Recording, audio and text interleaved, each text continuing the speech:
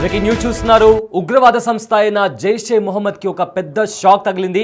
అయితే ఉగ్రవాదుల్లో జైషే మొహమ్మద్ కి సంబంధించిన ఒక టాప్ కమాండర్ మౌలానా అబ్దుల్ అజీజ్ చనిపోయినట్టు వార్తలు బయటకు వస్తున్నాయి.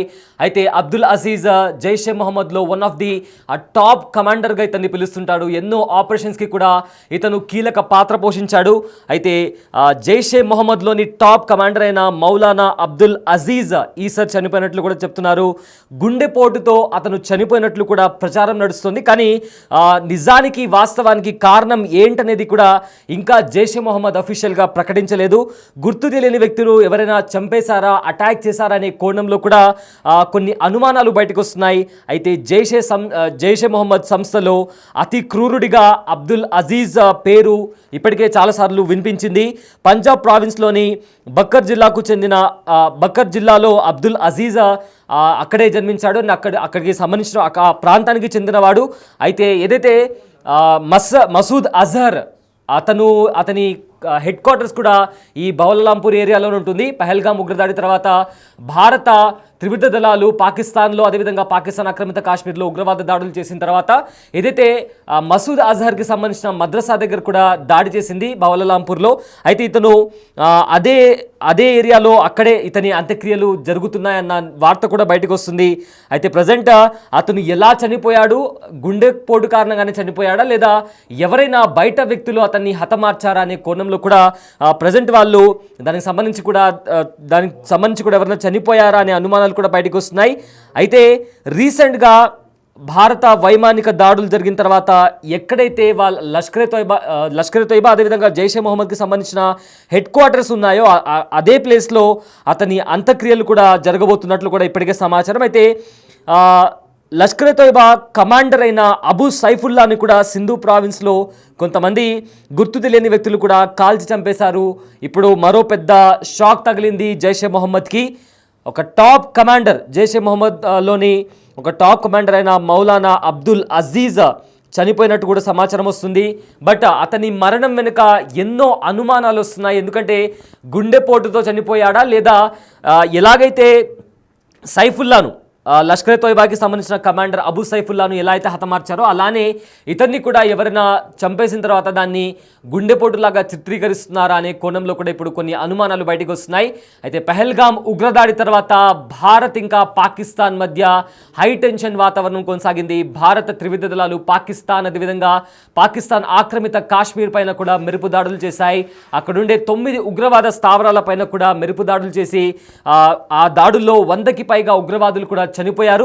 ఆ తర్వాత పాకిస్తాన్ ఆర్మీ రిటాలియేట్ చేసి భారతదేశంలో ఉండే పోంచ్ అదేవిధంగా భారత సరిహద్దుల దగ్గర ఉండే గ్రామాలపైన కూడా ఫైరింగ్ చేసింది.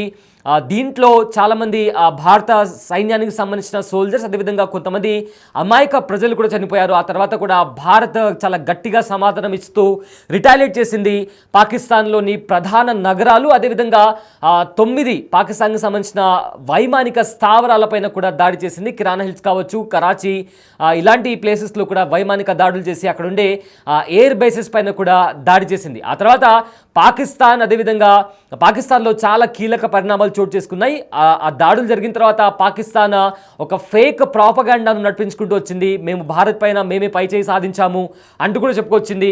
ఆ తర్వాత మళ్ళీ అవును భారత్ మా మీద దాడి చేసిన మాట వాస్తవమే, ఏదైతే వైమానిక స్థావరాలపైన దాడులు చేశాయో ఆ దాడుల్లో కూడా చాలా వరకు కూడా యుద్ధ విమానాలు కూడా ధ్వంసమయ్యాయంటూ కూడా ఏకంగా షెహబాజ్ షరీఫ్ కూడా బయటకు వచ్చి చెప్పినటువంటి పరిస్థితి కనిపిస్తుంది. ఆ తర్వాత ఏదైతే కిరాణా హిల్స్లో ఉన్న అనుస్థావరం పైన కూడా అంటే ఆ ప్రాంతంలో కూడా దాడి జరిగినట్లు కూడా అప్పట్లో సమాచారం బయటకు వచ్చింది. అయితే ఆ దాడుల్లో ఏదైనా న్యూక్లియర్ రేడియేషన్ లీక్ అయిందా అనే కోణంలో కూడా అప్పట్లో పెద్ద చర్చ నడిచింది. ఆ తర్వాత అమెరికా నుంచి ఒక సర్వేలెన్స్ ఫ్లైట్ వచ్చి అక్కడ నిజంగానే న్యూక్లియర్ రేడియేషన్కి సంబంధించి లీక్ జరిగిందా లేదా అనే కోణంలో కూడా దర్యాప్తు చేస్తుంది. సో ఇదంతా జరుగుతున్న నేపథ్యంలో ఆ తర్వాత లష్కర్ తోయిబాకి సంబంధించిన ఇప్పటికే ఉగ్రవాదులను హతం చేసిన పరిస్థితుల్లో అంటే ఆపరేషన్ సింధూర్ చేపట్టిన తర్వాత కూడా చాలామంది టాప్ కమాండర్లు అండ్ కొంతమంది కీలక ఉగ్రవాద నేతలు చనిపోయిన తర్వాత కూడా లష్కర్ తోయిబాకి సంబంధించి ఒక టాప్ కమాండర్ అయిన అబూ సైఫుల్లాని కూడా ఓపెన్గా కొంతమంది గుర్తు తెలియని వ్యక్తులు దుండగులు అతన్ని కాల్చి చంపేశారు. ఆ తర్వాత మళ్ళీ జైషే మొహమ్మద్లోని ఒక టాప్ కమాండర్ మౌలానా అబ్దుల్ అజీజ్ కూడా చనిపోయాడు. దీంతో అటు లష్కర్ తోయిబాకి అదేవిధంగా ఇటు జైషే మొహమ్మద్కి కూడా ఒక కోలుకోలేని ఎదురు దెబ్బ తగిలిందని చెప్పుకోవచ్చు. అయితే బిగ్ టీవీ స్క్రీన్ పైన మీరు చూస్తున్నారు మౌలానా అబ్దుల్ అజీజ్, అతని ఫోటో మీరు బిగ్ టీవీ స్క్రీన్ పైన చూడొచ్చు. ఇతను జైషే మొహమ్మద్లో ఈ సంస్థలో జైషే మొహమ్మద్ అనే ఉగ్రవాద సంస్థలో అతి క్రూరుడిగా కూడా అబ్దుల్ అజీజ్కి పేరుంది. ఎన్నో ఆపరేషన్స్కి అంటే అమాయక ప్రజలపైన దాడికి చాలాసార్లు ప్రయత్నించాడు. ఎవరైతే పాకిస్తాన్లో ఉంటున్న యువకులను కూడా వాళ్ళను మతం పేరిట వాళ్ళను తప్పుదోవ పట్టించి వాళ్ళ బ్రెయిన్ వాష్ చేసి కూడా ఉగ్రవాదం వైపు కూడా లాక్కునే ప్రయత్నం కూడా చేయడంలో ఇతను కీలక పాత్ర పోషించాడు అనే పేరు కూడా ఇతనికి ఉంది.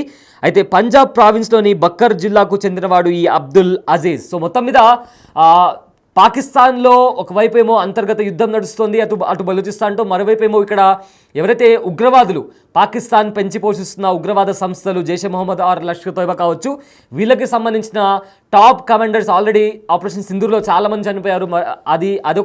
అదొక వైపు నడుస్తుంటే మరోవైపు ఏమో కొంతమంది దుండగులు రీసెంట్గా సైఫుల్లాని చంపేశారు. ఇప్పుడు రీసెంట్గా అబ్దుల్ అజీజ్ కూడా చనిపోవడంతో ఈ ఉగ్రవాద సంస్థలకు కోలుకోలేని ఎదురు దెబ్బ తగిలిందని చెప్పి అనుకోవచ్చు.